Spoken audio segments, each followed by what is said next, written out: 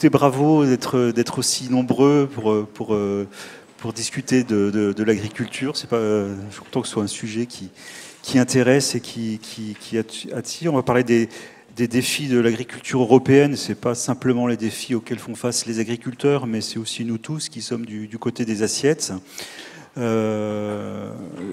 Cette année, c'était le gros événement, c'était les crises, les manifestations du début de l'année. On n'a pas l'impression que les choses ont beaucoup évolué politiquement par rapport à ça. De fait, la FNSEA appelle à de grandes mobilisations à partir du 15 novembre prochain, dans un contexte où les négociations de l'accord commercial UE-Mercosur s'accélèrent. Moi, ce qui m'avait frappé au moment des mobilisations de janvier, c'était le décalage entre le discours ambiant, les agriculteurs qui s'en sortent pas, qui n'arrivent pas à dégager plus qu'un SMIC, et puis ce que disaient les statistiques. Je regardais pour faire un article à l'époque, et ce qui m'avait frappé, c'est que ça racontait que le revenu agricole moyen progressait en tendance longue, sur la longue durée, puis une envolée avec la guerre en Ukraine en 2022. Et après, quand on regardait les chiffres en détail, au-delà des moyennes, filière par filière, selon les tailles d'exploitation, on ne comprenait plus très bien ce discours contre les normes environnementales, contre le Green Deal. Est-ce qu'on en faisait trop, ou alors le problème était à regarder plutôt du côté de la répartition des aides qui sont assises sur le foncier et qui forment une très grosse partie du revenu des exploitations, ce qui n'est pas sans lien avec le fait que les exploitations soient de plus en plus grosses, de plus en plus difficiles à transmettre, qu'il y ait de moins en moins de jeunes pour s'installer, soit que ce soit trop cher à reprendre, soit que ce n'est pas le modèle auquel ils aspirent. Voilà, en balayant comme ça, je viens d'évoquer quelques grands défis dont on va parler. Installation, revenus agricoles, aides, normes environnementales. Mais ce n'est pas tout. Cette année, ce qui a changé aussi par rapport au début de l'année, c'est un contexte qui a évolué. On a des prix agricoles internationaux qui ont beaucoup chuté. On revient peut-être à quelque chose de normal. Ce qui renvoie à un autre défi, c'est celui de l'instabilité des prix. Et puis aussi cet été, on a eu de très mauvaises récoltes, notamment dans les céréales, moins 25% dans le blé, ce qui est une situation anormale. Et puis on peut se dire que cette anormalité est en train de devenir peut-être la norme avec le défi structurel du changement climatique et les enjeux pour notre sécurité alimentaire. Enfin bref, pour éclairer tous ces défis, ce sera un peu la première partie de notre table ronde. Et pour nous donner des pistes pour les relever, ce sera un peu le deuxième temps. Et enfin, pour répondre à vos questions, que j'espère nombreuses, ce sera le troisième temps. J'ai le plaisir donc on a le plaisir d'avoir avec nous alors Cécile Détang-Descendre à ma droite, économiste, spécialiste de la politique agricole commune, la PAC, et directrice scientifique adjointe agriculture à l'INRAE. Juste à ma droite, Antoine Bouet, vous êtes économiste. Votre champ d'expertise, c'est le commerce international des produits agricoles et les négociations multilatérales sur ces questions en lien avec les enjeux de sécurité alimentaire. Et par ailleurs, directeur du CEPI, un centre de réflexion et de recherche sur l'économie internationale. À ma gauche, c'est Cédric Désier, donc vous êtes directeur technique du département santé publique vétérinaire à Boehringer Ingelheim. Alors, alors, je ne connaissais pas, c'est un groupe pharmaceutique allemand. Et peut-être je ne sais pas si ça dit grand-chose pour vous, mais on connaît Sanofi, et je crois que votre groupe a racheté les activités vétérinaires de Sanofi en 2017. Voilà.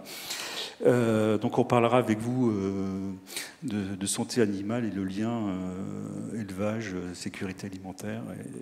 Et Philippe Pointereau, agronome, membre fondateur de Solagro, co-scénariste du scénario de transition After 2050, il nous en parlera peut-être un peu, et président de la fondation Terre de Liens.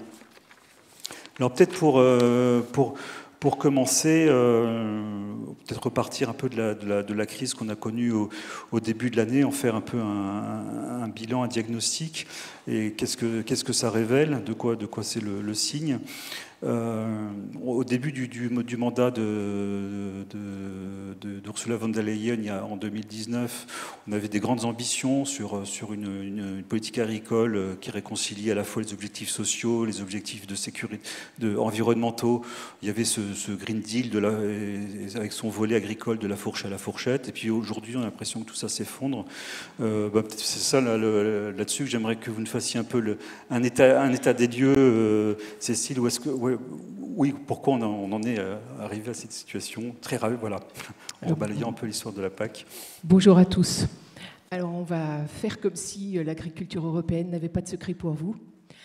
Alors, en fait, juste un petit rappel. Donc, le Green Deal, OK, 2019, depuis, on va dire, 5-6 ans, le projet européen est en panne. Hein, ça, tout le monde l'a constaté. Et en fait, la Commission européenne veut relancer un vrai projet politique pour l'Europe. Et met sur la table ce qu'ils ont appelé le Green Deal. Donc, c'est une communication de juin 2019 qui se donne comme ambition de faire de l'économie européenne la première économie neutre carbone en 2050. Okay, donc, on a ça, on a ce grand dessin pour redonner une dimension politique à l'Europe, et donc l'agriculture dans tout ça. L'agriculture, en fait, donc ce Green Deal, il est décliné en un certain nombre de stratégies. Une qui est ce qu'on appelle the Farm to Fork Strategy, qui est la stratégie de la ferme à la table. Et puis, il y a une stratégie sur la biodiversité. Et donc, de ces deux grands, on va dire, grands enjeux et grandes déclinaisons politiques, en sortent des objectifs pour l'agriculture européenne. Alors, ce qu'il faut bien que vous ayez en tête, ce sont des objectifs qui sont dits aspirational. Ça veut dire qu'ils ne sont absolument pas contraignants, mais voilà, on se donne un objectif à 2030, réduction de 50% de l'usage des pesticides, de 50% des antibiotiques, 50% des excès en azote, avoir 25% d'agriculture biologique. On pourra en reparler, hein, parce qu'on voit bien vous voyez bien comment l'agriculture biologique est en panne depuis un an, 25% en 2030. Donc, on se retrouve d'un côté avec une Europe très ambitieuse, et puis de l'autre côté, une politique agricole commune. Alors, la politique agricole commune, c'était la politique qui a fondé l'Europe. Il faut que vous ayez bien ça en tête, en 62, avec le traité de Rome, puis 68, le plan Mansholt. C'est vraiment ce qui a permis, c'est la colonne vertébrale de la politique européenne de sortie de guerre. Et donc, c'était de dire, on va faire de l'agriculture européenne une agriculture efficace, productive, qui va nourrir les Européens à faible coût. Et gardez bien ça en tête. Ça va conditionner l'ensemble de la politique des 50 dernières années, de dire on va faire de cette agriculture, voilà, elle va, et elle a réussi. Ayez en tête qu'entre 68 et 87, en 20 ans, le nombre de travailleurs en agriculture en France a diminué de moitié et a été divisé par 3 en Allemagne. Vous vous rendez compte ? Donc on a augmenté les surfaces, on est devenu très très efficace. Et dès 87-8, on se retrouve en surproduction. Hein, et de l'autre côté, on se retrouve dans une situation avec un impact environnemental qui est massif. Et donc, dès 88, petit à petit, alors on appelait ça la politique des petits pas, et pour cause, on n'a jamais réussi à faire que la PAC prenne vraiment à bras-le-corps cette question-là, tout en l'ayant dans sa tête. Et on se retrouve en 2020 avec la même histoire. La même histoire, on se retrouve d'un côté avec une politique agricole qui doit ramener sa programmation post-2020, donc qui a finalement mis 4 ans, plus de 4 ans à être mise en œuvre. Donc on a mis en œuvre la nouvelle programmation en janvier 23 et on arrive à cette situation ubuesque.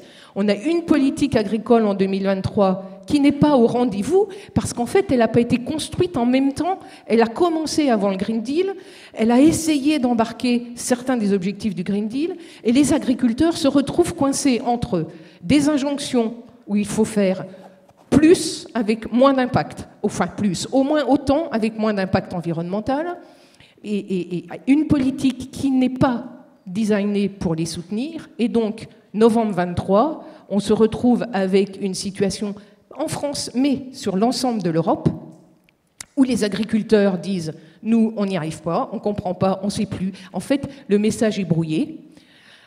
Ça les arrange bien aussi de dire que le message est brouillé. Il y a un jeu, il y a une dualité dans cette histoire entre on sait bien qu'il va falloir changer, mais en même temps, la politique ne nous aide pas. Donc, alors vous avez dû voir, je ne sais pas si vous savez, les panneaux. Les panneaux ont fait ça. Ah, c'était quoi ces panneaux? C'était les JA, donc les jeunes agriculteurs, on marche sur la tête. Donc, en fait, c'est un ensemble de choses. On marche sur la tête parce que on a des contraintes environnementales qui sont finalement pas tant des contraintes environnementales si on accepte vraiment de décortiquer l'histoire, parce qu'en fait ils arrivent tous à toucher les aides, mais n'empêche que quand même il y a beaucoup de reporting, donc c'est compliqué pour eux. Donc il y a ça. Il y a deux, dans la même logique, on dit ah ben pour des questions environnementales, on va arrêter de subventionner le gasoil agricole. Vous savez que les agriculteurs ont un allègement fiscal sur le gasoil, pour plus d'1 milliard d'euros par an en France. Hein. Mais c'est la même chose en Allemagne, c'est la même chose dans plein de pays européens. Et donc, il y avait une logique de dire on va arrêter de subventionner l'usage d'énergie fossile. Mais oui, mais tout est fait. On reviendra sur la discussion après, mais tout est décomposé et pas cohérent. Et donc les agriculteurs se retrouvent à dire « mais nous, on ne peut pas ». Vous rajoutez à ça l'Ukraine, avec les Polonais qui se retrouvent avec des produits ukrainiens pas taxés au nom du soutien à l'effort de guerre ukrainien. Donc vous voyez, tout ce télescope, des demandes légitimes de la société à une agriculture moins impactante d'un point de vue environnemental, tout en n'acceptant pas de payer plus cher, en n'acceptant pas ou en ne pouvant pas, on peut aussi discuter de cette histoire-là, mais n'empêche qu'on se retrouve dans une situation où on est au bout du bout, ce que disait tout à l'heure Philippe, on est au bout du bout d'un système où l'agriculture va avoir besoin d'aide pour être réformée, et le système tel qu'il est construit n'est pas à même de les aider. Alors, on est au bout du bout d'un système. Qu'est-ce que ça veut dire concret? Qu'est-ce qu'on voit Déjà, vous allez le voir dans les semaines qui viennent, ce qui va se passer. Ça va mieux comme ça? Je pense que là, les agriculteurs vont être dans la rue, ou vont bloquer. La situation est critique, mais elle cache différentes raisons, quoi. Donc, ce qui peut être intéressant dans ce débat aujourd'hui, c'est de comprendre un peu les différentes situations. Moi, je dis qu'on est au bout du bout parce que, en fait, on a l'agriculture française et européenne, comme d'ailleurs une bonne partie de l'agriculture du monde, s'est lancée dans un libéralisme effréné ou débridé. Chacun veut conquérir un bout de la planète, donc ça conduit à une agriculture intensive. Et encore qu'on dit intensive en France, c'est rien par rapport au Brésil. Hein. Vous avez des fermes au Brésil qui font la taille d'un département, qui cultivent le soja qu'on importe. Donc en fait, au lieu d'aller vers des fermes beaucoup plus robustes et beaucoup plus résilientes aux différents impacts, notamment climatiques, en fait, on sélectionne des fermes de plus en plus grandes, de plus en plus spécialisées, de plus en plus mécanisées, de plus en plus robotisées, de plus en plus chimiques, qui génèrent en fait énormément d'impacts sociaux et environnementaux. Sociaux, notamment les pesticides, outre le fait que ça impacte fortement la biodiversité qui s'effondre dans les milieux agricoles, ça impacte aussi notre santé avec une montée des maladies chroniques, comme les cancers, diabète de type 2 ou maladies cardiovasculaires. Voilà, ça chasse les paysans. Donc il faut savoir, comme tu l'as dit Antoine, entre 2000 et 2010, on a perdu 10 000 exploitations par an, et là on est au même rythme entre 2010 et 2020 et 2020 et 2030. Quoi. Donc 10 000 exploitations par an, vous comptez à peu près 1,5 emplois par ferme, ça vous fait 15 000 emplois qui disparaissent, au profit des grosses fermes. Alors j'ai une diapo, si vous pouvez l'envoyer, mais elle va arriver. parallèlement à ça, la PAC a été utile, sauf que la PAC, on l'a détricotée au fur et à mesure. Il y avait une mesure intéressante qui était notamment les quotas. Les quotas, c'était quelque chose qui ne coûtait rien, c'est-à-dire que vous limitiez la production de lait ou de betteraves par exploitation, donc vous évitez d'avoir trop de production qui faisait effondrer les cours, ça ne coûtait rien, on les a supprimés. Voilà. Oui, alors je vais commenter la diapo, parce que celle-là elle résume beaucoup de choses de ce que je vais dire. Donc déjà, vous voyez, alors en France, on a le meilleur service statistique au monde, agricole, on peut le dire. On a des enquêtes extrêmement fiables, comme le RICA, hein, qui est une enquête sur l'économie et la comptabilité des exploitations agricoles. Alors, le problème, c'est qu'on a toujours un décalage. Donc, les dernières données, c'est 2022, parce que 2024, ça ne va pas être la même chose. Mais ce qui ne change pas trop, c'est les écarts. Donc, vous avez trois couleurs. Vous avez ce qu'on appelle les petites fermes. Petite ferme, c'est qui fait en gros un chiffre d'affaires, ce qu'on appelle le produit brut standard, de moins de 100 000 euros. Le rouge, c'est entre 100 et 250 000 euros. Et le vert, c'est plus de 250 000 euros. Donc, ce qui saute aux yeux, c'est que, puisque là, c'est le revenu par UTA non salarié, donc par emploi, en gros, les UTA, il faut expliquer. Quoi ? UTA, il faut expliquer. Unité de travail annuelle. Voilà, donc c'est un plein temps, on va dire. Donc, s'il y a des salariés, ils sont compris dans les chartes, donc ils n'apparaissent pas là. Donc, ce qu'on voit clairement, c'est que plus la ferme est grande, quel que soit le système, que ce soit les bovins laits ou les céréales, plus le revenu croît. Et là, 2022, c'est quand même l'année du siècle, ou l'année exceptionnelle pour les agriculteurs, parce que la guerre en Ukraine a eu du bon pour eux, c'est que les prix se sont envolés, sur le blé notamment. La crise, la peste porcine en Chine a fait que le prix des porcs s'est envolé aussi. Donc, on voit clairement à la fois un haut revenu, mais qui va complètement s'effondrer en 2024. Mais par contre, ce qui reste, c'est la disparité entre les tailles. Ça veut dire que forcément, on a là un système qui pousse à l'agrandissement, puisqu'il est super rentable. Vous gagnez, si vous prenez les céréales, vous gagnez 3 à 4 fois plus d'argent si vous avez une grosse ferme. Donc, parce que la mécanisation, les gains de productivité payent. Ça, c'est la première chose qu'on peut voir. Et donc, ce qui fait les frais, c'est en bleu, les petites fermes, qui sont pourtant les plus nombreuses. Donc, forcément, ça conduit à l'effondrement du nombre d'exploitations en France, quoi, grâce à la mécanisation. Voilà. Après, ce que vous voyez aussi, c'est la disparité de revenus entre les systèmes. C'est-à-dire que si vous êtes un agriculteur qui fait des ovins, alors ça comprend aussi bien les ovins laitiers pour faire le roquefort ou l'osso irrati que la viande, ou les caprins, là on fait que du lait, vous voyez que, et ça c'est vrai toutes les années, le revenu est 4 à 5 fois plus faible que les céréaliers. Moi je dis toujours, ils doivent être moins intelligents ces gens-là, parce que pour gagner quand même 5 fois moins d'argent, ça doit être qu'ils sont moins bons, quoi, moins faire d'études. Non, c'est que le système, et ce qui est dramatique, c'est que la PAC n'a pas été capable de corriger, quoi. Pourquoi faut-il donner beaucoup d'argent à des gens qui en gagnent beaucoup ? Parce que ça veut dire que, et c'est ça qui est en plus que pire, c'est que j'ai regardé les aides de la PAC rapportées à l'UTA non salarié, ils augmentent quand vous grandissez, quoi. Il y a un système qui fait qu'ils sont encore plus importants. Donc ça, c'est vraiment l'échec de la PAC qui a été incapable de corriger ça. Pour l'environnement, alors comme ça a été dit, donc on a ce qu'on appelle l'éco-conditionnalité. Donc on a essayé quand même de conditionner les aides PAC à un minimum de critères environnementaux et sociaux. Sociaux, vous pouvez abandonner, vous en avez la preuve là. Environnemental, il y en a. Vu de loin, ça paraît vert. Quand vous rentrez dans le moteur, vous n'avez plus rien, quoi. C'est-à-dire que vous avez l'éco-régime de niveau 1 qui est appliqué depuis la nouvelle PAC, qui était censé mettre un minimum de contraintes pour intégrer de l'environnement, un minimum d'environnement. 99% des exploitations satisfont aux critères. C'est comme si on vous disait, bon, on va vous fermer la lumière en sortant de la pièce, quoi. Le niveau 2, je n'ai pas le chiffre exact, peut-être 80%. Donc en fait, il y a peu de contraintes.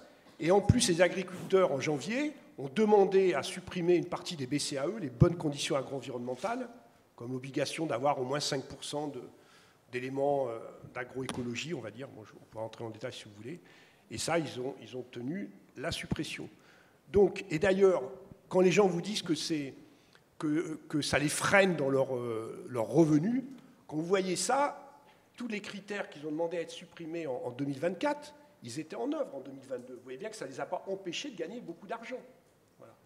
Donc, Donc pour moi, il y a un véritable échec où en fait, la France va de plus en plus sur le marché mondial. Si vous regardez la balance, alors ça va changer en 2024, mais globalement, la France exporte toujours plus chaque année et importe toujours plus. Donc j'ai calculé, en fait, la France exporte l'équivalent de 44% de sa surface agricole et en importe 33%. C'est-à-dire, dans votre assiette, vous avez à peu près 35% de votre alimentation qui est importée. Ça peut être n'importe quel produit, hein, parce que la viande, vous en exportez, vous en importez, enfin, tous les produits, au gré des marchés, circulent, quoi. Donc en fait, ce libéralisme des marchés qui touche la plupart des productions, qui touche nos grands groupes agroalimentaires, Lactalis, leader mondial de la production laitière, Danone, et je ne parle pas de la grande distribution.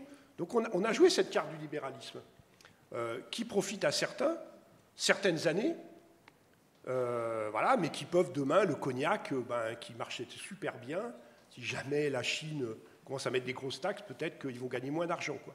Donc en fait, au lieu d'avoir une agriculture qui cherche à alimenter sa population locale, on a fait une agriculture en France qui cherche à conquérir les marchés mondiaux où c'est voué à l'échec.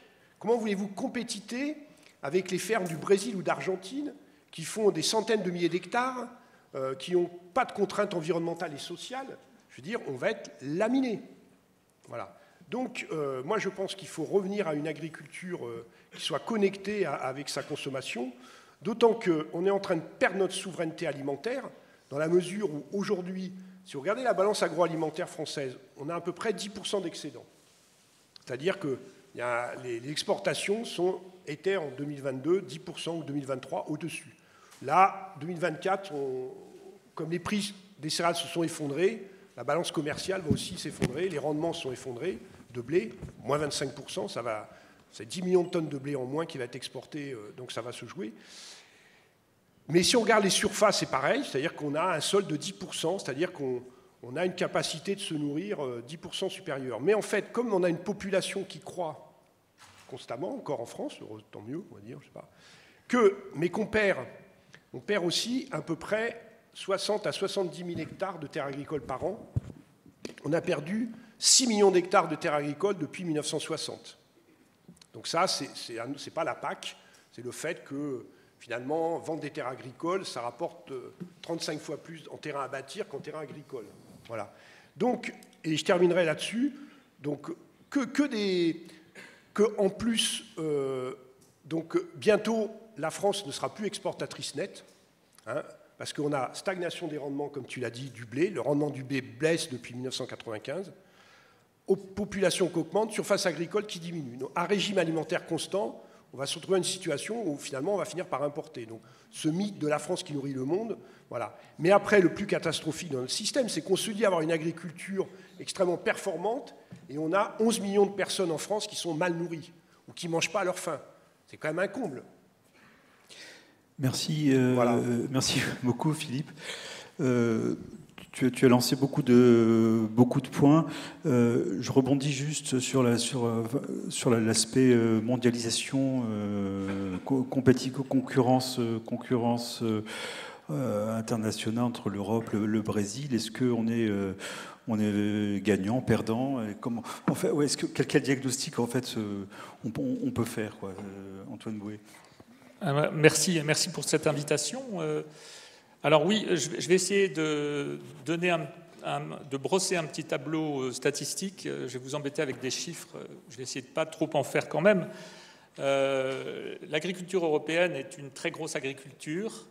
En termes de valeur ajoutée, alors j'ai trouvé des statistiques qui incluaient non seulement l'agriculture, mais aussi les pêcheries et les forêts. Donc bon, il y a des différentes définitions, mais en gros, c'est la troisième agriculture dans le monde après la Chine et l'Inde, devant les États-Unis.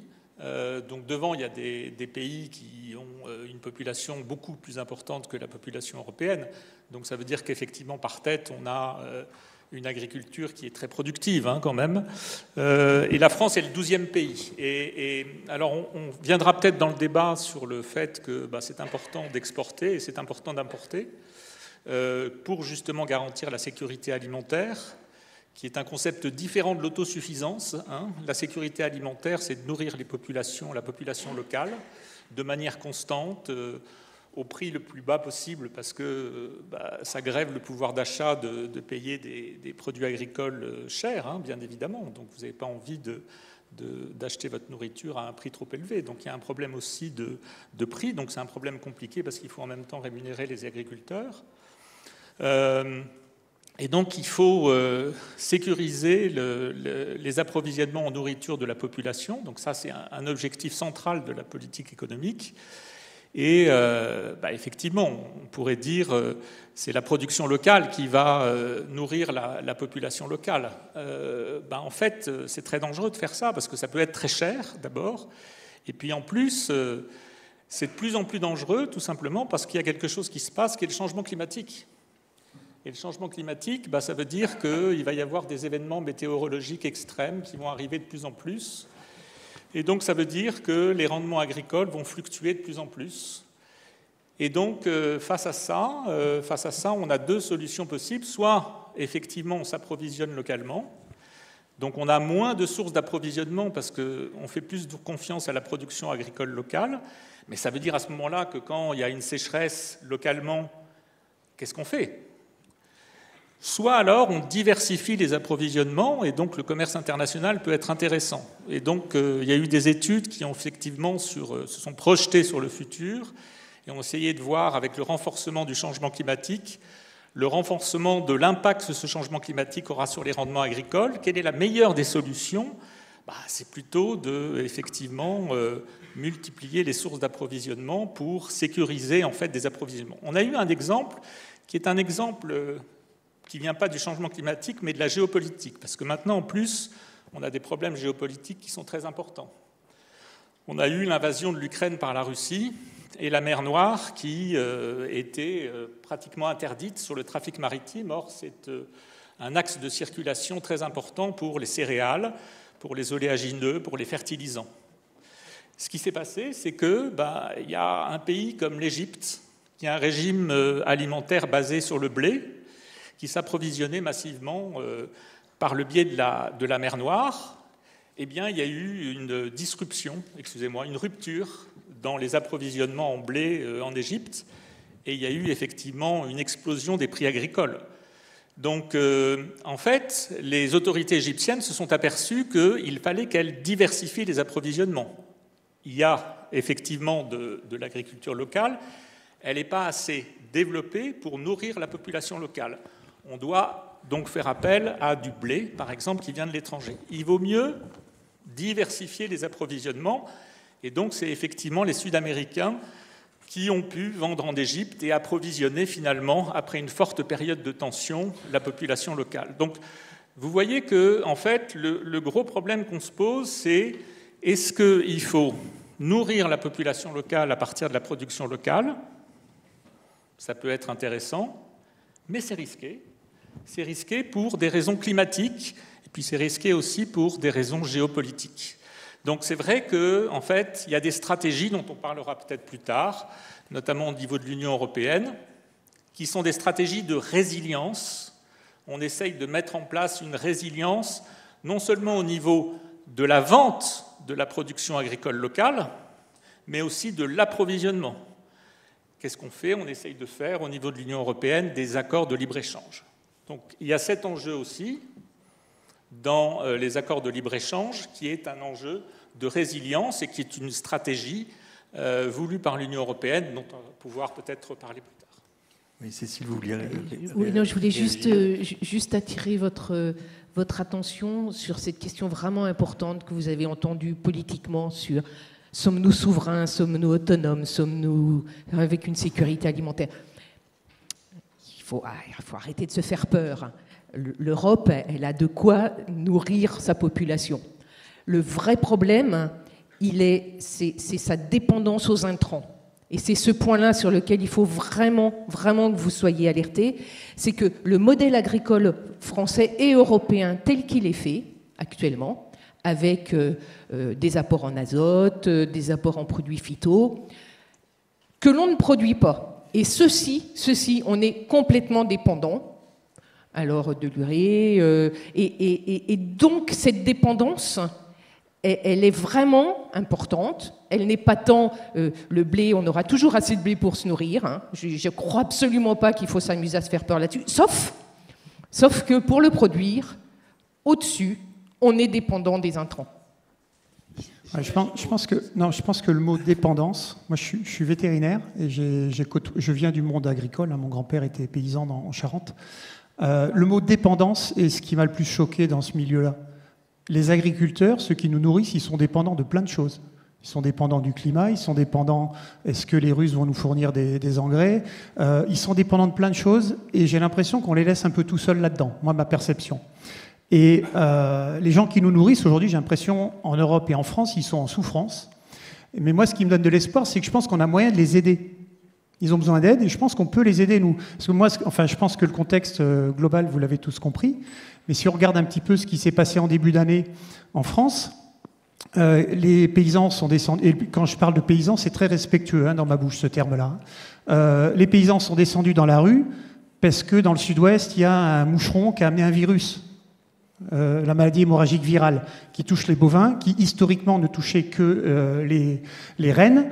Donc ce truc-là, il est venu toucher les bovins, il a fait des dégâts, il n'y a pas de vaccin, il n'y a pas de traitement. Donc on a des gars qui sont dépendants d'un truc qui leur tombe sur la tête, entre guillemets, ils n'ont pas besoin de ça.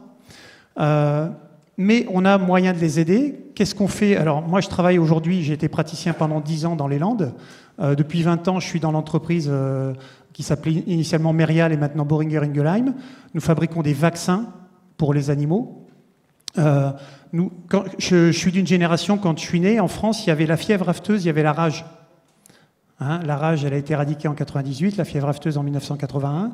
Tout ça grâce à des vaccins. Hein, les seules maladies au monde qui ont été éradiquées, de toute façon, à ce jour, il y en a deux. C'est la rinderpest sur les bovins et c'est la variole humaine. Ça a été éradiqué par des vaccins. Donc je pense que les vaccins, c'est vraiment un outil d'aide aux éleveurs qui est juste essentiel pour faire en sorte qu'ils aient des animaux en bonne santé, mais surtout qu'eux, ils ont aussi leur bonne santé. Hein, dans les années 2000, quand j'étais dans les Landes, il y a eu des nouvelles normes sur le bien-être des veaux sous la mer, hein, en Chalosse, dans le nord des Landes. Le nombre d'éleveurs qui me disaient « Mais Cédric, c'est bien beau le bien-être animal, mais le bien-être de l'éleveur, qu'est-ce qu'on en fait ?» Et je pense qu'effectivement, c'est une chose qu'on a vraiment partiellement, voire totalement oubliée. Et je pense que nous, en tant que citoyens, en tant que consommateurs, je ne vais pas reprendre les mots de Nicolas Chaban, hein, de « C'est qui le patron ?», mais j'adhère complètement à ce genre de démarche. On a un pouvoir immense, on a un bulletin de vote, nous. Et quand j'entends Antoine, j'aime pas entendre dire « on ne veut pas que ça coûte trop cher la bouffe ». Mais merde, on est capable de foutre 1 000 € dans un smartphone, quoi. Quel est le problème d'aller payer son alimentation un petit peu cher? C'est vraiment une question de priorité et de choix. Donc c'est là que je me dis qu'on a vraiment moyen d'aider les gens qui nous nourrissent. Hein, ça peut paraître peut-être démago comme illustration, mais des fois je me dis, zut, quand j'entends les gens qui me disent oh, « je ne vais pas mettre ça parce que ça coûte trop cher », et que je regarde ce qu'il y a dans le caddie par ailleurs, je me dis on n'a pas tous les mêmes priorités. Donc voilà, donc moi je pense qu'on a moyen de les aider. En tant que vétérinaire, en tant que salarié chez Boehringer Ingelheim, je pense qu'on fait le maximum pour faire en sorte qu'il y ait des vaccins qui soient sur le marché. On a fait partie des gens qui ont mis sur le marché des vaccins contre la fièvre catarrhale ovine de type 3. Hein, donc c'est un virus qui est apparu en septembre 2023 en Hollande, parce qu'on importe des fleurs en Hollande, hein, dans des grands marchés de fleurs, et on importe des moucherons qui viennent d'Afrique, qui viennent du monde entier, et qui viennent avec des petits virus, et qui transmettent ça aux vaches locales. Alors je ne jette la pierre à personne, hein, on est dans un monde mondialisé, mais voilà, ces petits détails-là font qu'après on a une maladie qui se répand partout dans le monde. Ou en Europe. Donc nous, on est là pour mettre en place le plus rapidement possible des vaccins, des solutions pour traiter ces animaux, faire en sorte que les animaux restent vivants, parce qu'un animal qui reste vivant, ben, il produit de la denrée alimentaire. Hein, donc quand on parle de souveraineté, ça en fait partie. Et je pense qu'on aura l'occasion de reparler des autres maladies. La grippe aviaire aussi, où Boehringer Ingelheim a été impliqué l'automne dernier pour vacciner les canards français. Après 3 années consécutives, on a dû abattre 30 millions de canards. Hein, il y a à peu près 80 millions de canards en France. On en a abattu entre 2021 et aujourd'hui 30 millions. Parce que quand il y a la grippe aviaire, malheureusement, il n'y a pas d'autre moyen pour arrêter la propagation du virus que de dépopuler, comme on dit, les cheptels. En clair, on tue les canards qui sont là, quoi. Je peux vous garantir, quand vous connaissez des éleveurs de canards, et même moi ça me touche d'en reparler parce que je l'ai vécu, vous allez chez lui pour euthanasier les animaux, c'est pas simple. Et même s'il a une compensation, même s'il a un chèque, ça fait pas tout. Parce que l'éleveur, c'est avant tout un mec qui aime ses animaux, quoi. Moi, ce qui me frappe, c'est qu'on est dans un monde où les épizooties, j'ai l'impression que ça revient en force et que l'industrie pharmaceutique, elle court un peu après avec les vaccins. Est-ce qu'il n'y a pas un problème un peu structurel lié à nos modes de production, aux échanges mondiaux? Enfin, je sais pas, peut-être Philippe. Non, moi je voulais... Enfin, ça monte avec ces épizooties qui sont quand même... on en a eu quand même beaucoup ces dernières années. Le changement climatique qui, on a vu cette année, est très impactant en France et ailleurs avec les inondations. Donc c'est pas la sécheresse de 2022, là c'est trop d'eau et pas assez d'ensoleillement. Non, c'était la dépendance aux intrants, je suis d'accord, mais on est surtout dépendant de 4 multinationales, BASF, 2 allemandes, donc européennes, BASF Bayer, qui a racheté, et Corteva aux États-Unis, et Syngenta racheté par les Chinois. C'est-à-dire, ces gens-là contrôlent un intrant essentiel en agriculture, les semences. Contrôlent à peu près 70% des semences et 60% des semences et 70% des pesticides. C'est pour ça que ces gens-là, ils aiment bien les OGM, parce qu'avec des OGM, vous vendez la semence et l'herbicide en même temps, quoi. Voilà. Et ça c'est une vraie dépendance.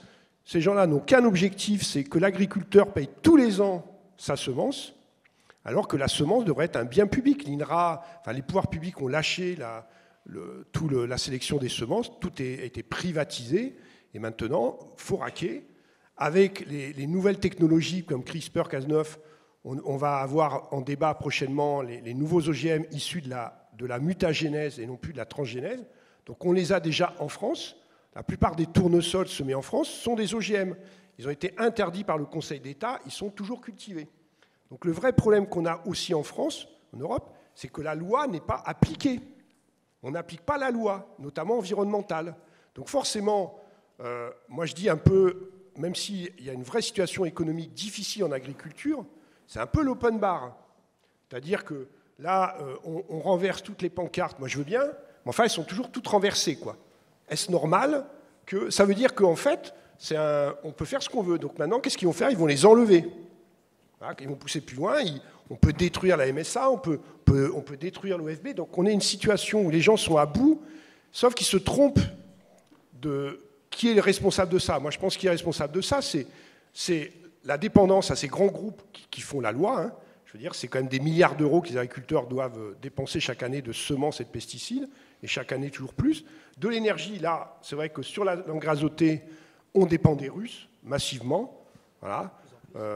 Mais on pourrait réduire, si on avait appliqué la directive nitrate, on pourrait consommer moins d'azote.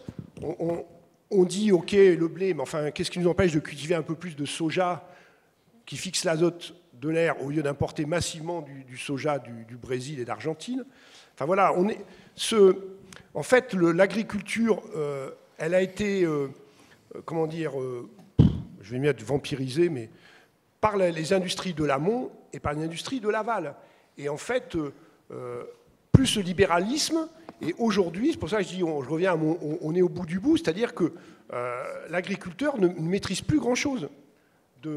Alors, c'est vrai que le changement climatique, moi quand je dis qu'il faut relocaliser la production, il ne faut pas tout relocaliser. Enfin, bon, si vous voulez manger du chocolat, vous n'aurez pas le choix. Hein. Et si vous voulez goûter un peu à tous les fromages, forcément, il ne faut pas manger que du fromage produit localement. Donc, ça veut dire quand même asseoir un minimum de production locale et le faire aussi de telle manière que ça protège nos ressources en eau. Parce qu'on a parlé de l'environnement, mais là, aujourd'hui, il faut voir que toutes les ressources en eau, aujourd'hui, sont polluées par les pesticides. Toute l'eau que vous consommez quasiment en France est traitée. Donc, ça veut dire que vous payez votre eau plus cher, et ce coût-là qui devrait être imputé aux pollueurs, alors le pollueur, est-ce l'agriculteur ou est-ce Syngenta et Bayer et BASF, n'est pas payé. Donc la loi n'est pas appliquée. Parce que si on avait mis ces contraintes-là d'aider, que la PAC aide l'agriculture vertueuse et qu'on taxe les pollueurs, la PAC ne serait peut-être pas ce qu'elle est aujourd'hui. Elle serait peut-être différente, elle serait peut-être moins coûteuse. Antoine, est-ce que je réponds à votre question sur les délais ou sur les délais de réaction entre les maladies et les solutions vaccinales? Bien rapidement. Oui. Donc rapidement, je prends l'exemple de la Covid. La Covid, il a fallu 12 mois pour faire un vaccin, mais 12 mois avec des moyens jamais vus. Tous les pays du monde ont mis de l'argent, des moyens, c'était devenu priorité. Donc en médecine humaine, ils ont été capables de faire un vaccin en 12 mois, en respectant la qualité et autres, même si on peut en discuter. Je vais prendre l'exemple de la fièvre catarrhale de type 3. Elle est apparue en septembre 2023 en Hollande. Boehringer Ingelheim a décidé de développer un vaccin, parce qu'on connaît par expérience la fièvre catarrhale ovine. On a déjà d'autres vaccins pour d'autres sérotypes, il y en a une trentaine à peu près. Le vaccin est apparu sur le marché en mai 2024, parce qu'on a déjà des souches virales dans nos congélateurs. Le BTV de type 3, on l'avait déjà. On sait fabriquer des vaccins contre ces choses-là. Donc après, il y a tout le process réglementaire pour s'assurer que le vaccin sera sécure, qui ne va pas rendre les animaux malades. Donc ça, il y a un temps incompressible. Mais là, si vous voulez, par exemple, ne prendre que cet exemple, entre septembre 2023 et mai 2024, on a développé un vaccin qui s'avère, par l'expérience terrain, être le meilleur des 3 vaccins disponibles actuellement en France contre la fièvre catarrhale de type 3. Ok, voilà, bon, on est rassuré quelque part. Moi, là, on a balayé un peu les grands enjeux, les difficultés auxquelles on a à faire face. Moi, j'aimerais qu'on avance un petit peu dans la discussion, qu'on parle un peu solutions, prospectives, et peut-être il y avait un désaccord entre vous, Antoine et Philippe, sur les aspects commerce international. J'aimerais bien qu'on aborde un peu cette question de quelle régulation finalement on a besoin, parce que est-ce que je comprends qu'on reposer la sécurité alimentaire pensée comme une souveraineté pure et dure, ça marche pas. Voilà, un minimum d'ouverture est nécessaire. En même temps, quelle ouverture, quoi, si c'est pour concurrencer des agricultures locales dans les pays sahéliens, ou inversement, si c'est pour en Europe importer des protéines végétales qui ont été produites dans des conditions écologiquement discutables. Enfin, tout ça pose des problèmes. Quelle régulation? Donc moi, j'aimerais bien vous entendre un peu là-dessus et réagir les autres. Et j'en profite pour demander à la technique s'ils peuvent regarder la tablette, parce que je n'arrive pas à voir les questions qui vont tomber là. Donc s'il y a quelqu'un à la technique qui peut regarder la tablette pour les questions, merci. Et je vous laisse la parole. Voilà. Merci. Alors la Covid-19, justement, la recherche qui s'est faite quand même super rapidement a été quand même un bel exemple de succès dans la mondialisation. Parce que ça a vraiment été une coopération internationale entre des chercheurs, des entreprises privées, de l'argent public, etc. Donc, et ça a été mondialisé, hein, parce que c'est des chercheurs chinois, c'est des chercheurs allemands, c'est des chercheurs américains, hongrois même, etc. Et il y a eu une coopération assez extraordinaire sur ce sujet. On n'est pas dans un libre-échange agricole, hein, aujourd'hui. On n'est pas dans un libre-échange agricole. Les droits de douane sont toujours élevés dans l'agriculture, et notamment dans certains produits, la viande, le lait, surtout en Europe. Hein, donc l'agriculture européenne est quand même toujours protégée. Les produits laitiers, le sucre, etc., les céréales, les fruits, etc. Donc il y a toujours une protection. Et puis il y a beaucoup de subventions qui sont données quand même par les différentes autorités. Hein. J'ai regardé le site de l'INSEE aujourd'hui. En 2021, l'excédent brut d'exploitation d'une exploitation agricole en moyenne en France est de 91 000 euros, et il y a 36 000 euros de subventions. Donc il y a quand même toujours une aide qui est forte. Hein. Donc je ne voudrais pas qu'on présente l'agriculture française et européenne comme une agriculture totalement dérégulée. Ça n'est pas le cas. Alors, je maintiens le fait que je suis tout à fait d'accord qu'il faut payer un prix et surtout rémunérer les agriculteurs de façon convenable. Mais la question du pouvoir d'achat est une question qui est importante. Donc il y a un équilibre à trouver, tout simplement parce que il y avait eu quelques années une étude qui montrait que, en fait, sur les niveaux de revenus les plus bas en France, la politique agricole commune était équivalente à une taxe de 20% sur le budget alimentaire. Donc, Donc c'est quelque chose, parce que si vous dépensez 50% de votre revenu dans l'alimentation, si vous le payez 20% plus cher, c'est un problème. Voilà, donc je crois qu'il faut quand même... et puis l'image de l'iPhone était un peu facile. Hein. C'était un smartphone. Smartphone, pardon. Aïe. Oui, mais... Et donc j'insiste quand même dessus, sur le fait que je ne voudrais pas qu'on tombe dans la caricature. Alors, le problème de la sécurité alimentaire, c'est effectivement, on peut... Alors c'est tout à fait vrai, il y a des produits pour lesquels on est dépendant. Donc ça, c'est un problème. Et en plus, on est dépendant de pays qui ne sont pas forcément nos meilleurs amis. Donc effectivement, les fertilisants, c'est un gros problème, parce qu'en gros, j'imagine, je ne connais pas les chiffres, mais ça doit être la Russie et la Biélorussie. Voilà. Ce n'est pas exactement nos amis les plus proches. Donc effectivement, on a eu dans le passé le fait que les messieurs qui étaient à la tête de ces gouvernements, ils coupaient les robinets du gaz. Donc effectivement, ils n'hésitent pas à utiliser l'arme commerciale pour faire pression sur les autres pays. Donc ça, c'est un problème. Les produits dépendants, il faut surtout ne pas avoir de produits dépendants. Et on travaille dessus au niveau du gouvernement français, au niveau de l'Union européenne, parce que c'est une stratégie qui est extrêmement importante. À noter qu'on est dépendant de la Chine, mais la Chine est dépendante de nous. Et donc ça, c'est important, parce que les États-Unis sont dépendants, le Japon est dépendant, etc., etc. Ils sont tous dépendants de la Chine. Nous, on est un peu moins dépendants de la Chine, et en plus, la Chine est dépendante de nous. Donc ça veut dire qu'on a un moyen de pression qui est important, qui veut dire que je ne pense pas qu'au niveau de l'Union européenne, on fait beaucoup de bashing de l'Union européenne. Il y a quand même beaucoup de choses qui se mettent en place au niveau de l'Union européenne et qui sont intéressantes. Donc la régulation, effectivement, de dire on essaye de diversifier nos approvisionnements, c'est important. On a fait un accord commercial avec la Nouvelle-Zélande qui est bien passé auprès de l'opinion, qui a été un accord moderne avec des clauses qui étaient des clauses intéressantes parce qu'il y avait des clauses sociales et des clauses environnementales. On peut peut-être travailler aussi sur la même chose au niveau du Mercosur et pour trouver en fait des accords qui sont des accords équilibrés. Bon. Ouais. Je pense que déjà, il y a un problème de coût caché. C'est-à-dire on reviendra tout à l'heure sur l'alimentation. C'est vrai que l'alimentation, ça a toujours baissé dans le budget. C'est vrai que là, les prix sont un peu envolés. Donc, on comprend que s'il y a 11 millions de personnes qui se nourrissent mal en France ou ne mangent pas à leur faim, c'est bien que l'alimentation est chère par rapport à leur laisser pour vivre, quoi. Voilà. Mais un certain nombre de coûts ne sont pas pris en compte. C'est-à-dire que les coûts de pollution de l'eau sont payés par les syndicats d'eau, par vous-même quand vous achetez votre eau. Les coûts de santé publique, là, quand on dit qu'il va falloir tailler dans le budget de la Sécu, il faut voir que la montée en flèche des cancers, de l'obésité, des maladies cardiovasculaires, dont une partie est liée à une mauvaise alimentation. C'est pour ça qu'on a un plan national nutrition santé, quoi. Donc ça changerait un peu la donne. Après, moi je pense que sur le commerce, il faut aller vers un commerce équitable. Je veux dire que là, si on laisse faire...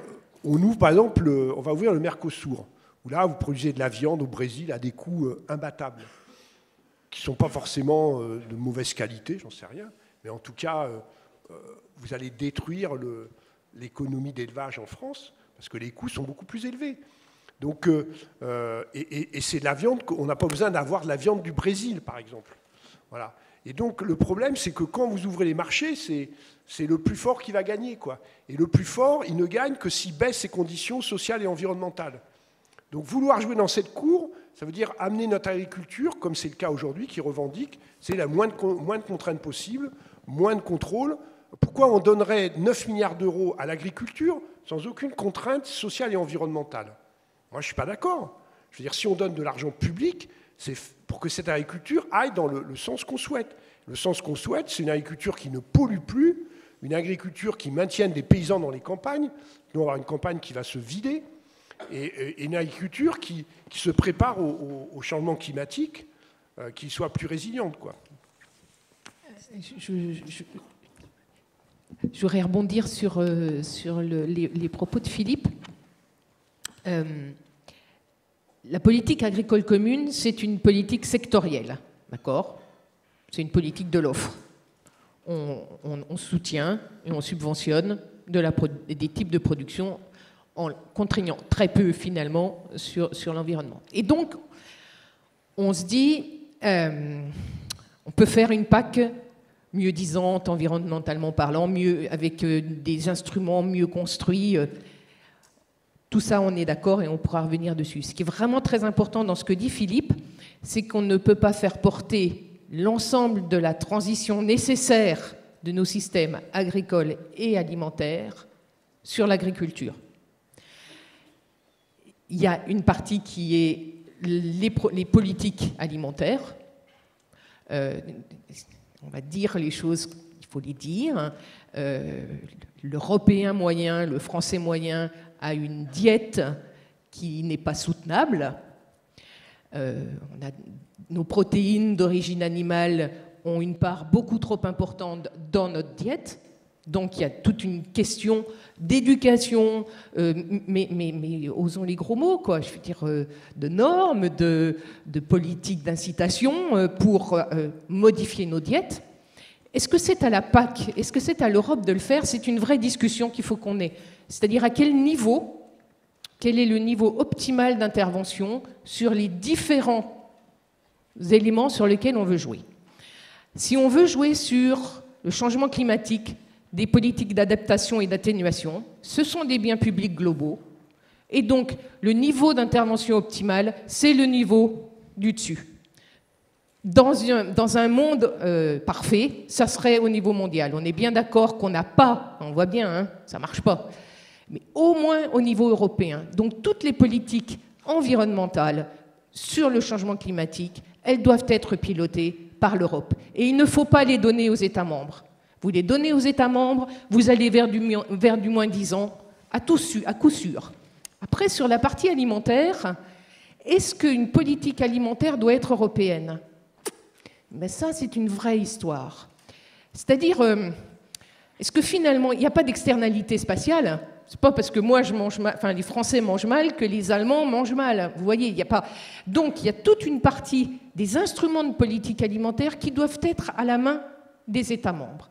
Pour autant, une diète européenne, les bonnes recommandations, il n'y a pas de raison qu'on ne les partage pas. On ne part pas tous des mêmes régimes. Donc il y a un besoin d'adaptation à chaque pays. N'empêche que les recommandations, elles peuvent être réfléchies au niveau européen. Donc vous voyez, c'est l'histoire de l'adaptation et de l'organisation des politiques. Ensuite, Antoine vous parle des politiques commerciales. Vous voyez bien qu'on ne peut pas imposer des choses au niveau de l'offre, donc de l'agriculture européenne, sans se garantir un minimum que les produits qui vont entrer sur le marché domestique, le marché européen, ne sont pas soumis aux mêmes normes. Alors après, il va vous dire, et il aura tout à fait raison, c'est super difficile, les clauses miroirs. Vous en avez tous entendu parler. Alors là, la France, au niveau européen, on est les rois des clauses miroirs. Il faut des clauses miroirs. Une fois qu'on a dit ça, on se rend bien compte que la construction de ces clauses miroirs, ça veut dire quoi? C'est le suivi. Comment vous êtes sûr que les produits qui rentrent chez vous respectent les mêmes normes environnementales? Donc, vous voyez, on a donc une politique de l'offre qui est la PAC et qui est l'Europe. On a des politiques alimentaires qui sont plutôt dans les mains des États membres, qu'il faudrait quand même un petit peu aussi étendre au niveau européen. On a des politiques commerciales. Les politiques commerciales, elles sont plutôt européennes, mais on voit bien qu'on n'y arrive pas. Vous rajoutez à ça quand même des politiques commerciales au long de la chaîne de valeur. C'est-à-dire comment est-ce qu'on assure une répartition à peu près équitable de la valeur le long de la chaîne. Egalim 2. On voit bien aussi que Egalim est le rapport de force entre les agriculteurs et les distributeurs, et puis les industriels. Et c'est aussi, on a eu Egalim 2, elle a mis sur la table des objectifs intéressants, mais qu'on n'y arrive pas. Donc vous voyez, tout ça pour dire que l'articulation entre toutes les politiques, c'est certainement là le nœud pour pouvoir faire changer un système agricole et alimentaire où tout le monde s'accorde à dire qu'il faut qu'il change. Vous n'avez pas employé juste le terme de clause miroir tout à l'heure.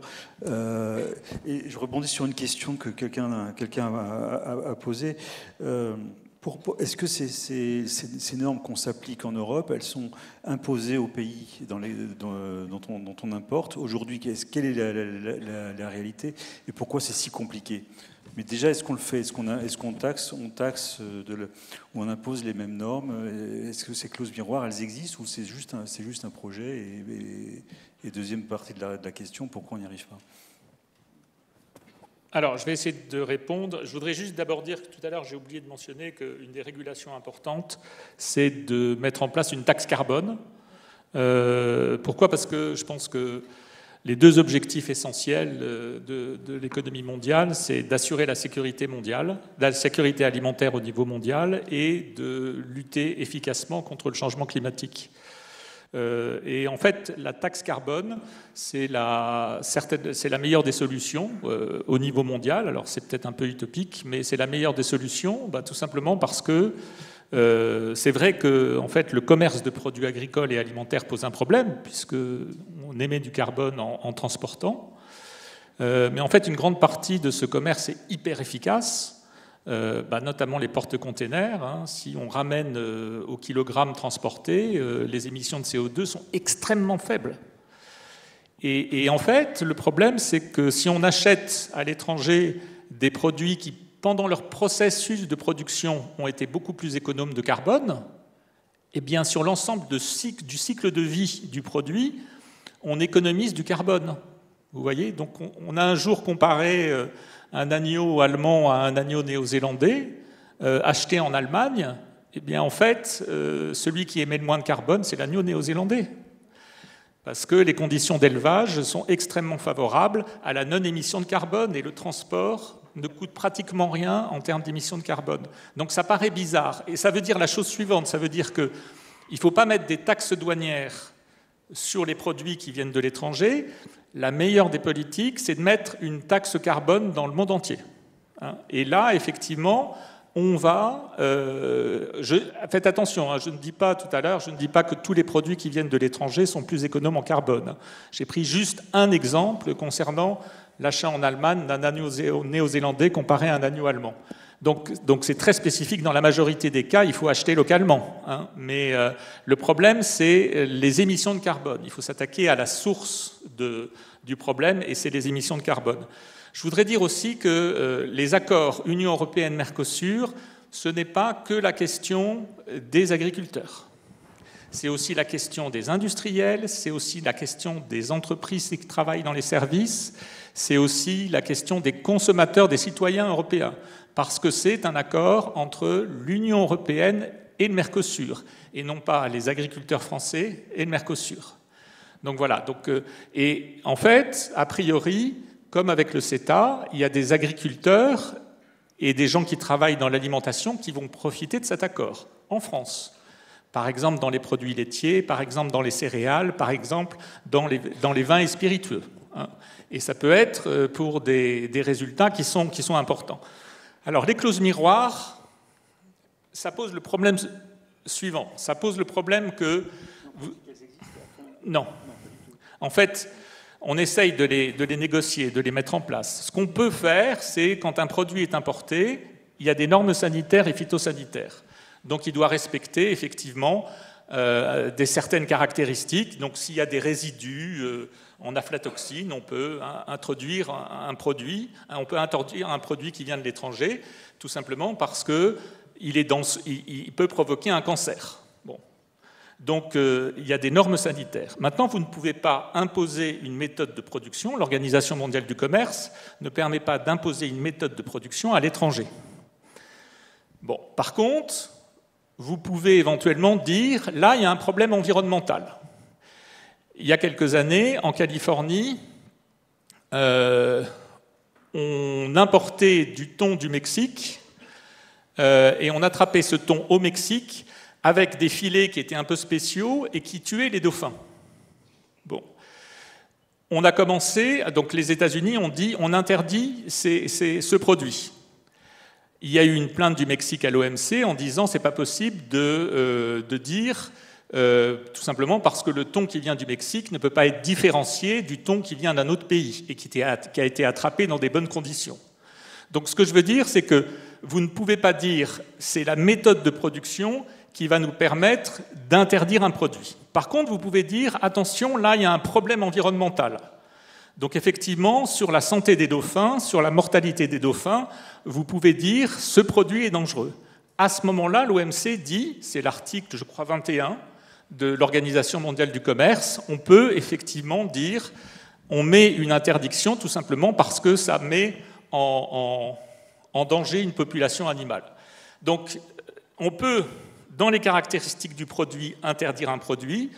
On peut dire qu'il y a un problème environnemental ou écologique ou sanitaire ou phytosanitaire associé à un produit, mais on ne peut pas imposer une méthode de production.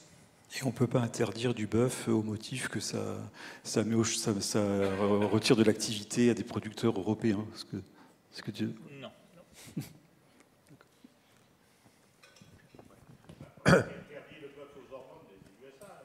Oui. Oui. On l'a interdit. On a mal travaillé le dossier du côté européen. Et du coup, le dossier, on a donné raison aux États-Unis, alors que le dossier était parfaitement défendable. Et du coup, effectivement, il y a eu des représailles sur le roquefort français. C'est encore nous qui avons pris. Non, c'est pour dire, là, on est quand même on dresse un tableau quand même qui n'est pas très, très positif, qui est quand même une réalité, hein, parce que je pense que pour revenir aux agriculteurs, il y en a plein là, qui vont toucher le fond cette année, quoi. Donc c'est vrai qu'ils n'ont plus rien à perdre, donc, sauf qu'il y en a qui n'ont plus rien à perdre, mais il y en a qui ont à perdre vraiment. Donc c'est ça, ce qui est important pour vous, c'est d'être capable d'analyser quand même le débat qui est assez complexe en agriculture, quoi. Donc faut quand même qu'on arrive à sortir de là. Ce qu'on voit, c'est que la PAC et le libéralisme ne nous ont pas aidés, puisqu'ils nous ont amenés à cette situation qui est quand même assez catastrophique, parce qu'on a aussi un environnement qui est complètement dégradé, quoi. Je veux dire, on paye aujourd'hui le coût, en France comme ailleurs, hein. Je veux dire, le coton, ça a séché la mer d'Aral, la forêt tropicale, elle disparaît à raison de 10 ou 15 millions d'hectares par an. Enfin, je veux dire, donc dès que vous consommez du chocolat, du soja, du café, derrière, la biodiversité, elle fout le camp, quoi. Donc ça, il faut quand même l'avoir en tête. Donc il faut quand même se responsabiliser sur son alimentation. Le premier fruit consommé en France, c'est quoi? Le jus d'orange, l'orange, qui vient du Brésil. Vous n'avez pas cette production, elle est totalement traitée, quoi. Donc quand vous buvez du jus d'orange, vous êtes sûr que là-bas, l'impact est gigantesque sur l'environnement et la santé des gens, quoi. Donc en fait, il faut vraiment responsabiliser les gens. Moi, je pense qu'il y a un scénario qui est, comme ça a été dit tout à l'heure, il n'y aura pas de transition agricole si on n'a pas de transition alimentaire. Ça, c'est clair. Nous, on a travaillé là-dessus quand j'étais à Solagro. C'est vraiment pour plusieurs raisons. Donc déjà, la France, il faut quand même savoir que c'est le premier consommateur de protéines au monde, et notamment de protéines animales. Alors, quand vous prenez protéines animales, les États-Unis sont 1 gramme de plus que nous. Mais en fait, si on enlève quelques pays qui comptent 100 000 ou 500 000 habitants, on est le premier consommateur de protéines au monde. Et ça a changé depuis les années 60. Donc en fait, étant donné que l'essentiel, la surface agricole en France sert à produire des protéines animales, moi j'ai estimé que notre régime alimentaire, 90% des surfaces sont faites pour produire des protéines animales, donc produits laitiers et viande. Donc en fait, la marge de manœuvre pour des raisons de santé publique et d'environnement, c'est de réduire cette part de protéines animales, d'avoir des productions plus biologiques, plus agroécologiques. Donc à la fois, vous allez améliorer votre santé, parce que dit le plan national nutrition santé, qui est quand même le plan du ministère de la Santé, porté par tous les chercheurs de l'ANSES, porté par le Haut Conseil à la santé publique. Qu'est-ce qu'ils ont fait dans le 4e plan? Ils ont dit qu'il faut passer de 3 produits laitiers à 2, vous avez bien réduction d'un tiers. Avant, il fallait consommer un minimum de protéines animales, de viande. Là, il n'y a plus de consommation minimum, il n'y a que 2 consommations maximum, 150 grammes de charcuterie par semaine et 500 grammes de viande rouge. Voilà. Et puis, il faut consommer des produits végétaux non contaminés par les pesticides. Ce n'est pas moi qui le dis, c'est notre ministre de la Santé. Sauf que ce plan, il n'est pas mis en œuvre. Donc, en fait, c'est vraiment l'alimentation. Moi, j'ai créé un livre qui s'appelle « Le pouvoir de notre assiette », aux éditions Utopia, au passage, 10 €. C'est pour dire que tout le monde peut agir sur son alimentation. Alors forcément, il y a le problème de coût. Il y a quand même des différents leviers. D'abord, je pense qu'il y a 70% de la population qui peut mettre, parce qu'on avait chiffré ça, nous, pour avoir un bon régime, on va dire, il faudrait mettre pas loin de 2 € de plus par jour. Si vous fumez, on est déjà à plus de 2 €. Donc 2 €, ça fait 60 € par semaine, par mois. C'est quand même à la portée de beaucoup de gens. Hein, ma fille me disait hier, Netflix, c'est 30 € par mois. Bon, voilà. Donc ça, c'est vraiment le levier.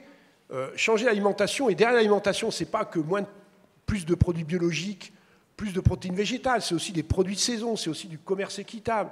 C'est aussi du fait maison. Limiter les produits ultra transformés et cuisinés.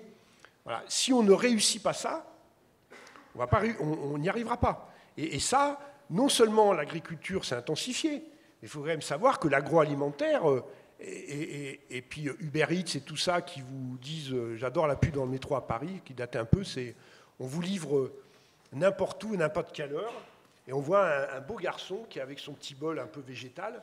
En fait, il mange tout seul, je sais pas quoi, un coin de bureau.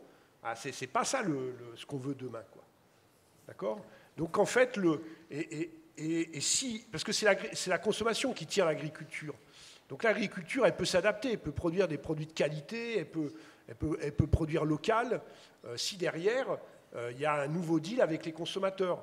Alors là où il y a un enjeu positif aujourd'hui, c'est quand même les collectivités locales, parce que l'État, on a une ministre, de toute façon, qui est complètement sous la botte de la FNSEA. Donc, elle annonce, elle va dire amen à tout ce que vont dire les syndicats.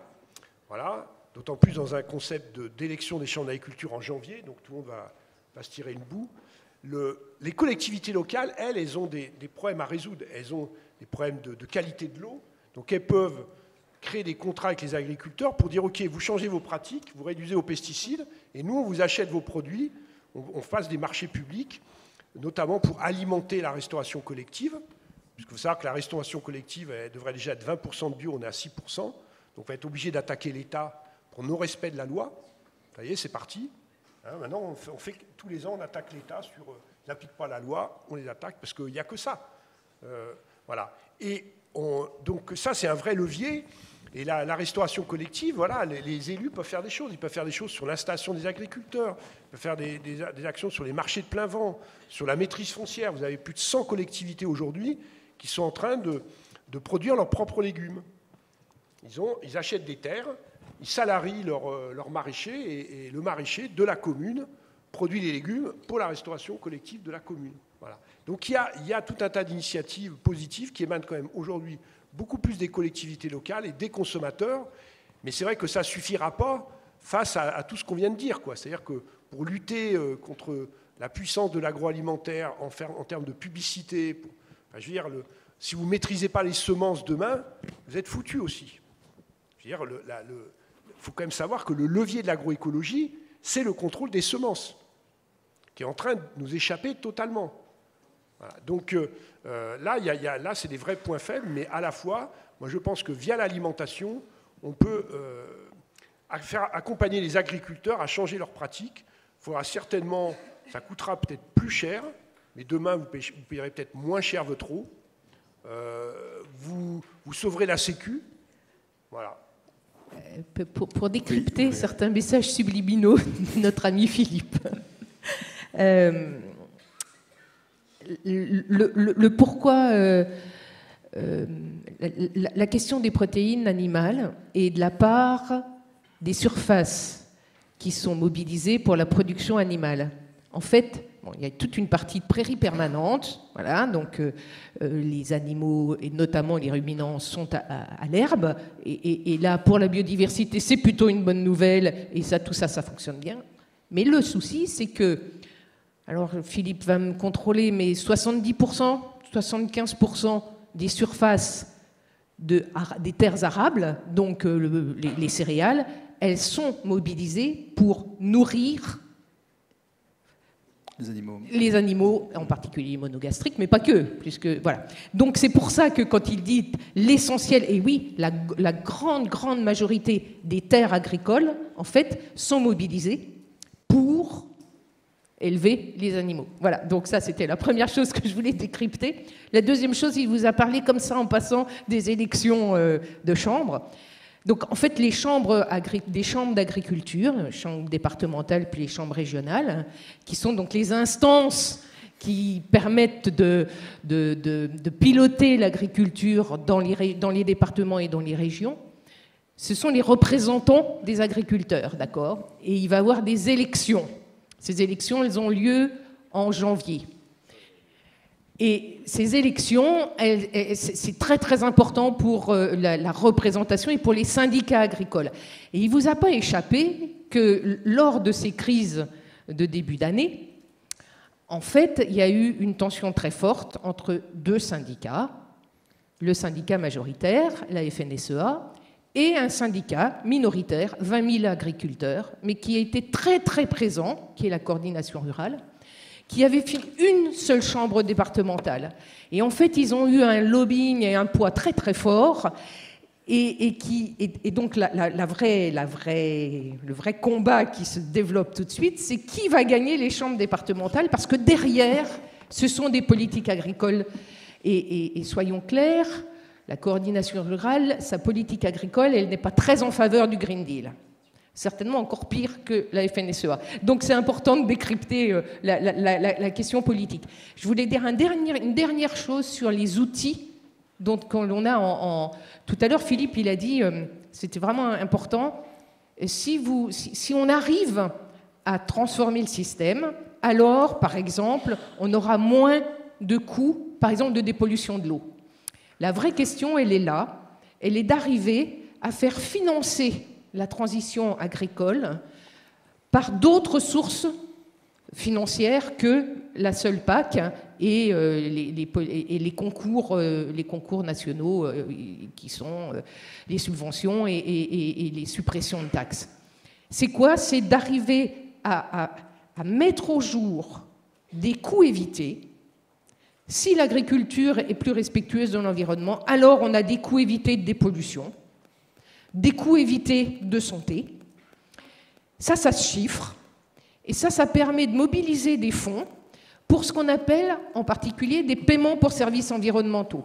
C'est-à-dire, si l'agriculteur il a des bonnes pratiques, alors on va le rémunérer pour ces bonnes pratiques.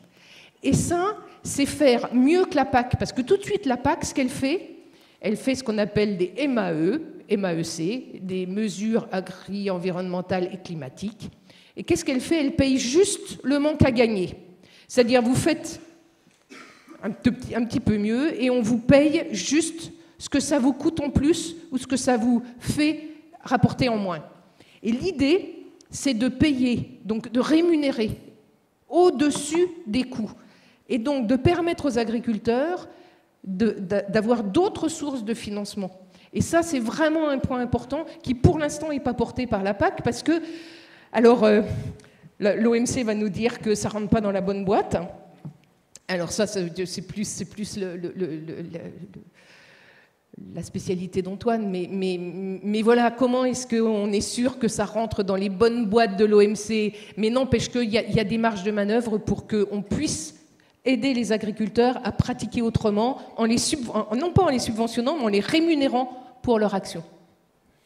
Une question qui vient du public. Vous parlez tous effectivement de la nécessité de réduire la consommation de protéines animales pour des raisons de santé, d'environnement, de climat. Mais comment on concilie ça avec les intérêts des éleveurs, qui est aussi un gros sujet. Alors vous y avez un peu répondu partiellement par ces mesures, mais est-ce que déjà aujourd'hui il existe des choses, est-ce qu'il y a des dispositifs concrets qui peuvent être mobilisés pour éviter un clash ou trouver un consensus politique sur ce genre de politique, quoi. Alors je ne veux pas monopoliser la parole, puis il y a un spécialiste de l'élevage. Et il y a une chose qu'il faut dire, c'est que dans une transition, il y a des gagnants et des perdants, et qu'il ne faut pas le mettre sous le tapis. C'est-à-dire que changer le système agricole, c'est douloureux. C'est pas, ça va pas se faire. C'est pas du win-win à chaque fois. Et ça, les politiques, c'est compliqué hein, d'admettre, de dire, eh ben, il va y avoir des perdants. Et les éleveurs, oui, ce sont les grands perdants de l'histoire. Alors, ça veut dire qu'il faut les accompagner à changer de système. Et c'est pour ça qu'on pousse très fort, quand les gens qui travaillent sur la politique agricole, pour dire, trouvons d'autres sources de financement pour justement des agriculteurs, par exemple des éleveurs qui sont en prairie permanente, qui sont des animaux à l'herbe, eh ben, ils ont des coûts de production plus élevés, eh ben, il faut les subventionner, il faut les soutenir pour ça. Donc il y a des outils, il va falloir accompagner certains vers la sortie. Tout à l'heure, Philippe disait, on a quand même plus de la moitié des agriculteurs qui ont plus de 55 ans qui seront sortis de l'agriculture. Ça, c'est un vrai enjeu. Mais c'est peut-être aussi une vraie opportunité. C'est-à-dire qu'il y a un moment là où on va pouvoir faire changer les systèmes, parce que les départs en retraite, moi ça va être bientôt mon cas, hein, aussi, c'est aussi l'arrivée de jeunes, quoi. Et donc l'arrivée de jeunes, eh bien, c'est aussi les changements. Donc il y a un vrai moment là qui est compliqué, et oui, il va falloir les accompagner, c'est pas indolore. Enfin, pour l'élevage, c'est une vraie question qui est posée. Une fois qu'on a dit qu'il faut baisser la consommation de produits laitiers et de viande, quel élevage ça a concerné, quelle région, quoi. Donc l'idée, c'est quand même de conserver les systèmes les plus vertueux. Donc les systèmes les plus vertueux, pour les ruminants, c'est les systèmes à l'herbe, les AOP, là, tous les fromages AOP des Alpes ou des Pyrénées, où il y a un cahier des charges, il y a des garanties, il y a un produit de qualité qui souvent plus rémunère mieux. Et puis pour les monogastriques, c'est aussi... des systèmes pour les poules qui sortent dehors, où il y a du bien-être animal qui est pris en compte. Enfin voilà, il faut aller vers ces systèmes vertueux. Après, on peut les diversifier. Je veux dire, notamment les systèmes à l'herbe, moi je connais une coopérative dans la Haute-Vallée de l'Aude, que Antoine connaît bien. Et ils ont créé une coopérative pour cultiver des pommes de terre. Donc ils introduisent les éleveurs ont beaucoup d'herbes, des prairies permanentes, mais ils ont aussi ce qu'on appelle des prairies temporaires, c'est-à-dire qu'ils rentrent dans une rotation qu'on laboure tous les 5 ans, et où ils font des céréales, notamment pour avoir de la paille pour la litière de leurs animaux, des grains. Donc ils introduisent 1 ou 2 hectares de pommes de terre, qui sont souvent beaucoup moins traités, et qui finalement leur apportent beaucoup d'argent, puisque chez certains, ils gagnaient plus d'argent avec 1,5 hectare de pommes de terre qu'avec leurs bêtes. Il faut quand même voir Donc on peut diversifier, on peut faire des vergers, on peut transformer le lait. Je veux dire, si vous transformez comme faire du pain ou vendre du blé, il y a un rapport de 1 à 10. Si avec 1 litre de lait, vous faites 1 kilo de fromage, pareil, vous avez quasiment un rapport de 1 à 10. Donc l'idée, c'est aussi d'aller vers cette transformation avec des circuits courts. Bon, vous avez parlé des PSE. Il y a des solutions pour accompagner les éleveurs sans forcément perdre de l'emploi, en allant vers une diversification, vers la qualité, en réduisant les charges d'intrants notamment, parce que ces charges, c'est les pesticides, les semences. Dire, si vous avez une prairie, l'essentiel des vaches laitières en Bretagne, il faut quand même savoir qu'elle est nourrie à base de maïs en silage et de soja d'Amérique du Sud. Il n'y a plus de prairies permanentes en Bretagne. Donc l'élevage breton, ce n'est pas l'élevage que vous avez dans le Jura. Et là, l'agriculteur doit acheter des semences pour son maïs, doit mettre des herbicides, il va payer son soja, etc. Donc on peut gagner aussi sur cette réduction des charges pour s'intéresser avant tout aux revenus de l'agriculteur.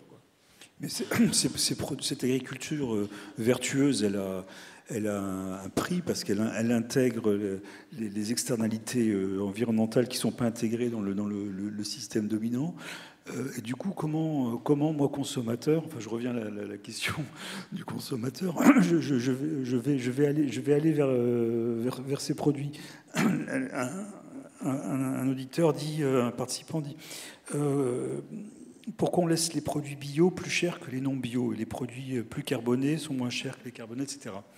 Pourquoi on rend pas le bio moins cher que le non bio ou au moins au même prix pour effectivement développer la demande? Est-ce que c'est la manière dont il faut aborder la question? Ou alors au contraire, on ne paye pas assez cher pour nos produits agricoles? Le bio, il faut quand même savoir qu'il se met 2 contraintes majeures. Plus de pesticides chimiques et surtout plus d'engrais azotés. Les rendements des céréales sont très corrélés aux apports d'azote. Quand vous êtes en bio, vous n'avez qu'une seule source d'azote au final, qui est l'azote symbiotique. Donc fixé par les légumineuses, la vache fait du fumier, mais ce n'est pas elle qui produit l'azote. Le fumier, ça n'est qu'un transfert d'une parcelle à une autre via des légumineuses au final. Donc en fait, ils ont une sorte de plancher de verre où les céréaliers conventionnels mettent 180 à 200 kg d'azote, alors que finalement, ils sont plafonnés à 100, quoi. Donc forcément, le rendement est quasiment 2 fois moindre. Et donc ça pèse sur le coût de production, quoi. Et puis là, le dernier truc qui leur est tombé dessus, parce que j'ai écrit un article qui s'appelait pourquoi les 7 raisons pourquoi les gens ont peur de la bio. Parce qu'il faut quand même savoir qu'on a mené une politique pour laminer la bio. Hein, alors pourquoi quand on a fait une aide de la conversion bio, on leur paye avec 1 an de retard de plus que les aides de la PAC? Vous trouvez ça normal, vous? Donc ils sont obligés d'attaquer l'État, ils ont gagné, parce que l'État leur verse leurs aides avec plus d'1 an de retard. Des fois, c'est 2 ans. D'accord? Là, le dernier truc qui leur tombe dessus, c'est que vous avez les conventionnels, comme ils ne peuvent plus utiliser le S-métolachlore, qui est un herbicide, ils utilisent un autre herbicide très volatile qui vient contaminer les champs bio. Et donc, quand vous avez du sarrasin qui se récolte assez tardivement, ils sont obligés maintenant de faire des analyses, ça leur coûte, pour prouver à leur coopérative bio que leur champ n'a pas été contaminé par cet herbicide. Donc, en fait, c'est eux qui doivent payer le coût de la... Alors, forcément, les conventionnels, ils sont aussi contaminés, sauf qu'on ne les soumet pas des analyses, alors qu'en bio, une analyse concrète, quoi. Donc, en fait, il y a plein de raisons comme ça. Je pourrais vous en citer plein d'autres, donc, la bio, aujourd'hui, elle est... Alors, c'est vrai qu'elle a bien fonctionné parce que les consommateurs suivaient. Là, c'est vrai que l'envolée des prix agricoles, enfin des prix alimentaires, a fait que la bio était chère.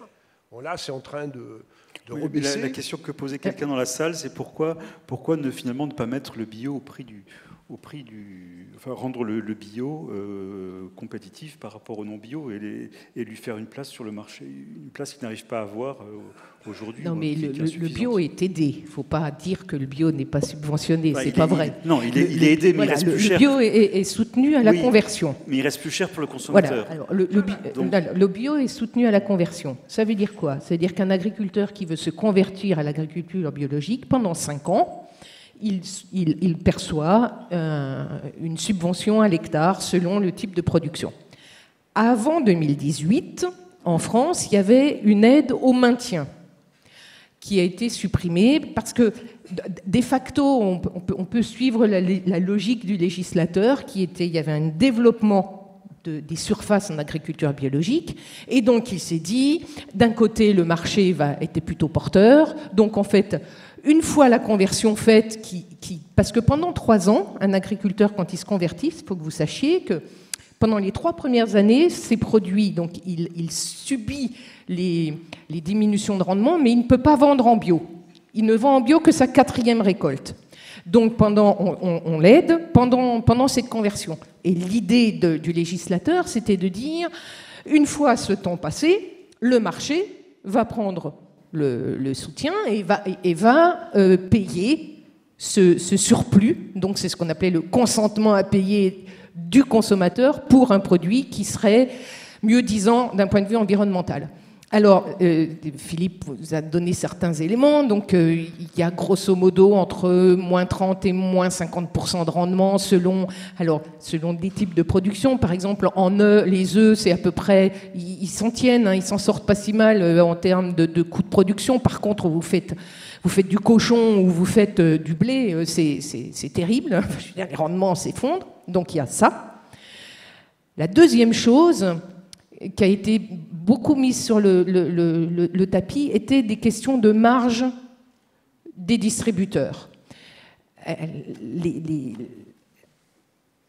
Entre marge et taux de marge.